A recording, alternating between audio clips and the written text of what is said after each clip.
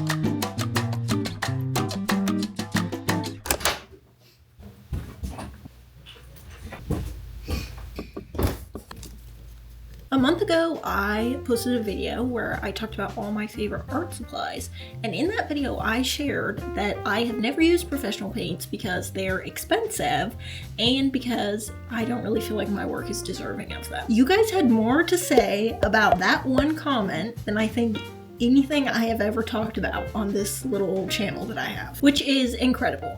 Pretty much all of you were so kind, giving me suggestions for how to get started with pro paints and what brands I should try, and assuring me that my work was very much worthy. Of course, there was one Karen, who I couldn't even disagree with because she had a great point. So I'm gonna compare these Daniel Smith watercolors to the Winsor & Newton cotton watercolors that I have been using. First, I'm just gonna do some swatches side by side to get a feel for the paint and to just lay it out plain and simple. And then I'm going to do the same painting twice with the two different kinds of paint.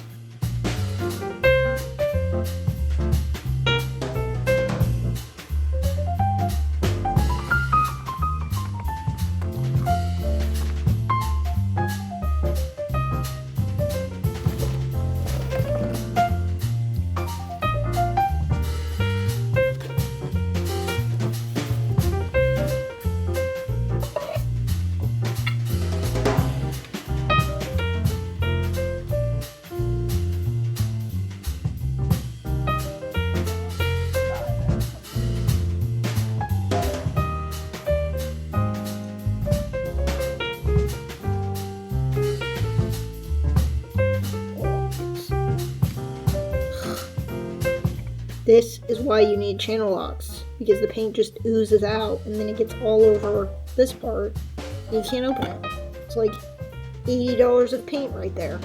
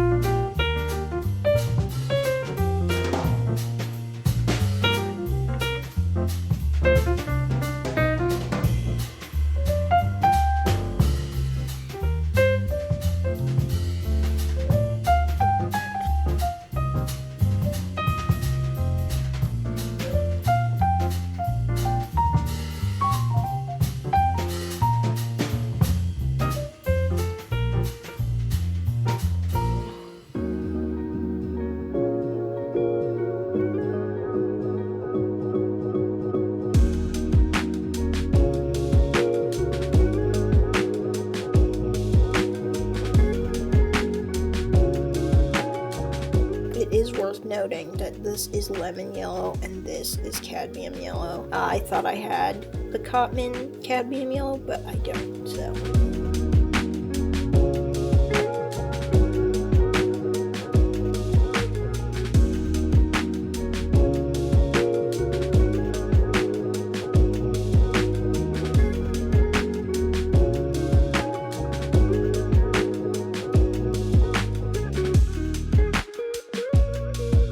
is a crusty boy. He's crusted.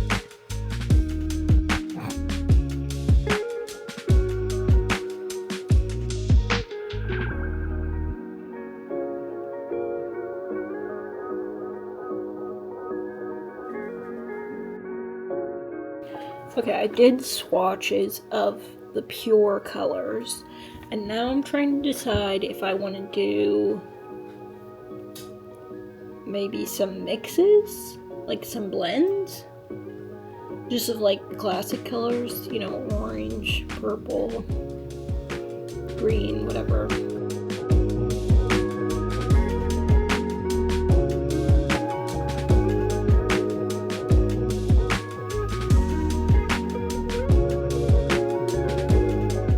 Okay, so now I'm going to do a sketch on my iPad, and then I'll use that to trace it twice on a piece of paper so that I can paint the exact same thing. So there's not like any variation in what the subject is.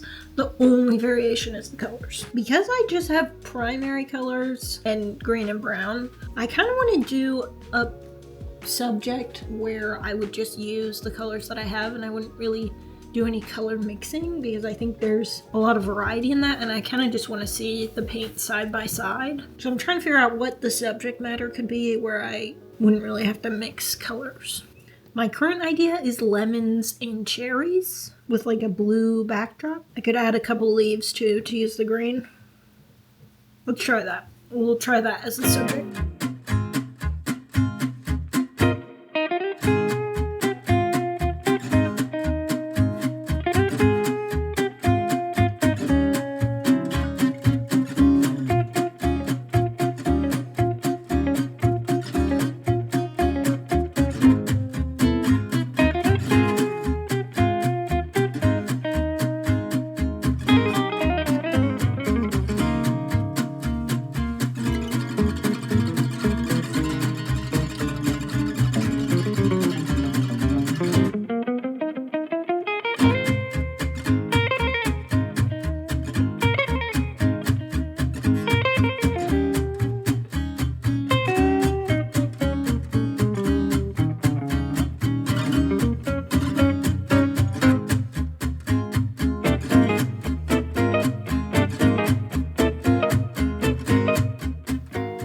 I'm struggling with the expensive paint to have these like lighter tones. Like the rich like shadow area is pretty easy to create because the paint is so pigmented, but I'm like in order to make it have the more like light washed look, I need so much water, but then it's like there's so much water now, it's just getting everywhere is what it feels like.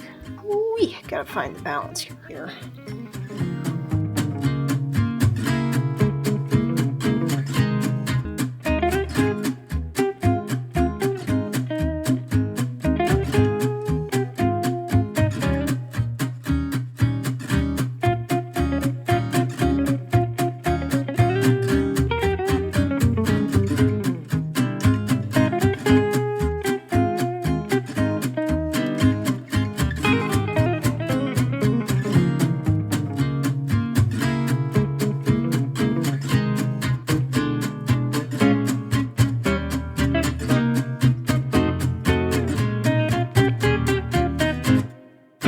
Okay, the question we're all asking, are professional paints worth 3 times, 2 times the price, whatever the math is?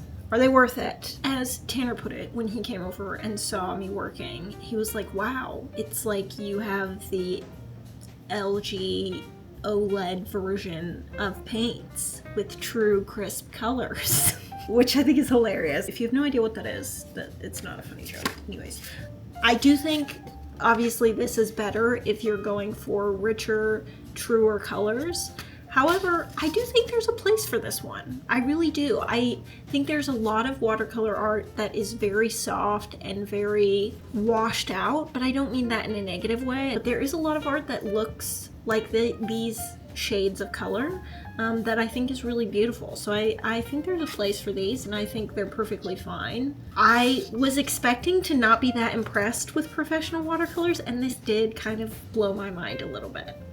So that's pretty cool. I definitely feel like I got my money's worth, even though when I was purchasing these, I was like, what have I gotten myself into? There's a reason why I don't buy these paints. Even when I was checking out, the like teenage kid that was checking me out, like scanned one of these paints and then picked it back up again to look at it, because I could tell he could not believe that it was the price that it was. And I was like, same dude, same. So they are expensive, and I do think there is merit to using, you know, little $4, $5 tubes of paint. However, I am impressed, and I'm excited to use these more often. One person commented on my art supply videos that a lot of people choose to use student grade paints because they're more harmonious. They've been created so that it's easier to use all the colors together, whereas professional paints, I think the person said it's like a lot of big personalities all coming together, and I can totally see that now. Even in just doing one painting and just trying out these colors at the very beginning, I can see what they mean by that. And so I get it. I get why student grade paints exist and why they are for students and people who are learning. And I will continue to use them because I appreciate the consistency and the harmony of them. And I also don't have a ton of money to buy more Daniel Smith watercolors. So I'll just have these 5 colors for a while. I'm curious to know, what do you think? Which one's better? Which one do you like more? Is professional watercolor paint worth 2-3 times the price? Let me know in the comments. See you next time.